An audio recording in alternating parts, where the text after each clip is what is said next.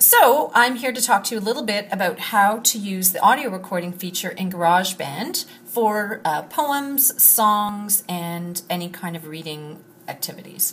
So you're going to launch your GarageBand app, and you're going to tap to create a new song, or whenever you see the plus sign, that also means create a new song. So I'm going to tap it, and you're going to see a variety of instruments. You're welcome to play with those. With the free app, you only have limited instruments. We're talking today mostly about your audio recorder, and so you're going to hit the audio recorder and you get this screen. It's a great reminder that you need to point your iPad towards the sound you want to record. Remember that your microphone is opposite to where your home screen is. It's right there. It's a little slit right there. So be mindful not to obstruct that. So what we're going to do is we're going to record a poem because our teacher has asked us to record a poem. So the first thing I need to do is change a couple things in my settings. Number one, I'm going to hit the wrench and make sure my metronome and my count in are off. Metronome is that tick, tick, tick, tick. Great if you're recording a song, not so much if you are recording audio. So that's pretty important. Second very important step, hit the plus sign, and where it says section A, 8 bars, that just means that it'll automatically stop recording you after 8 bars, which may be okay depending on the length of your poem or what you're reading. But chances are you want to have that flexibility. So I'm going to hit that, and I'm going to go to automatic. And automatic is going to mirror basically the length of my audio recording. So that's what I want to see. So now I'm ready to record. I have a poem here by Langston Hughes that I'm going to use for this project, and I'm simply going to hit the red record button and record it in a loud, clear voice. Dreams by Langston Hughes. Hold fast to dreams, for if dreams die, life is a broken-winged bird that cannot fly. Hold fast to dreams, for when dreams go, life is a barren field, frozen with snow. And I like it. I think I like it. I'm going to go to the little brick wall and listen to it and see if I like it. Just press play. Dreams by Langston Hughes. Hold fast to dreams, for if dreams die, life is a broken-winged bird that cannot fly. Hold fast to dreams, for when dreams go, life is a barren field, frozen with snow. Okay, so if I don't like that recording, I'll go back to my microphone and re-record. I can also edit this a little bit. So maybe I didn't want the title, so I'm just going to squeeze it a little bit and see what that sounds like. Langston Hughes. Hold fast to dream. So I still need to squeeze it a little bit. So you'll notice it's highlighted. I'm just going to pull it, and that's clipping the video. And then listen again. Hold fast to dreams, for if dreams... Better, okay? So I really like that. I'm going to take this now and actually move it so it starts at the beginning. And again, I can drag it to wherever I want. Maybe I want it to start at 2. So now my partner, Scott, also has a poem that he's going to recite. And so what I need to do is I'm going to hit the plus sign down at the bottom. The audio recorder comes up again, and now Scott is going to record his song. So again, I'm going to hit that, double check that the metronome and count in are off, double check that it's on automatic, which it is, perfect. Okay, so the last thing I need to do before Scott, my partner, can recite his poem is I need to drag this open. You'll notice there's kind of a little handle there, and you'll need to turn the volume of the first audio recording off. Now, if you don't do that, you're going to notice that when the next person goes to record their poem, you're going to hear that first poem in the background. And that could be a really cool effect if you want it, but we're not interested in doing that. So I'm going to pull this back because now I'm ready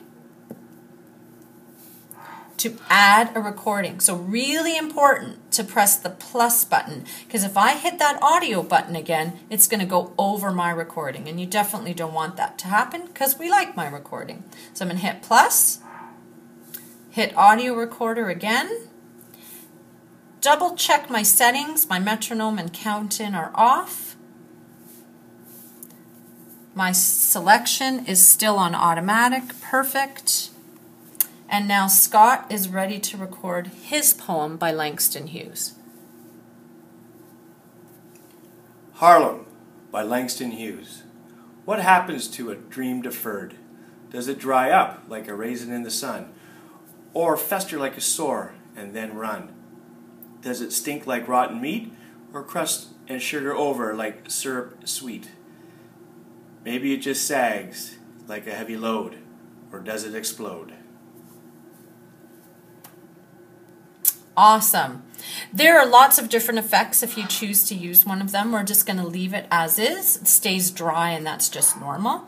Again, back to my little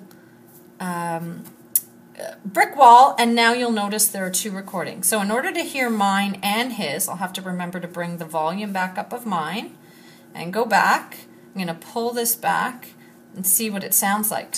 Hold fast to dreams, for if dreams die, life is a broken-winged bird that cannot fly. Hold fast to dreams, for when dreams go, life is a barren field, frozen with snow.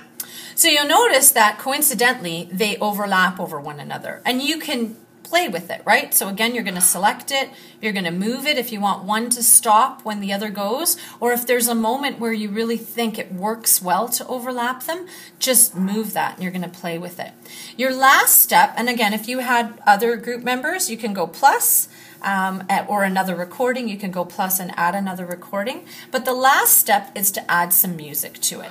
And so what you're going to do is you're going to hit this Apple loop right here, and it gives you a combination of instruments. And then this is where the fun part comes in. So you really want to think about what's the mood of your what's the mood of your poems. You know, what's kind of the message, what's the underlying beat that you want to have accompany them. So I might be like the idea of strings. So I hit strings, and then you can just listen to a couple. And I don't know, what does this sound like?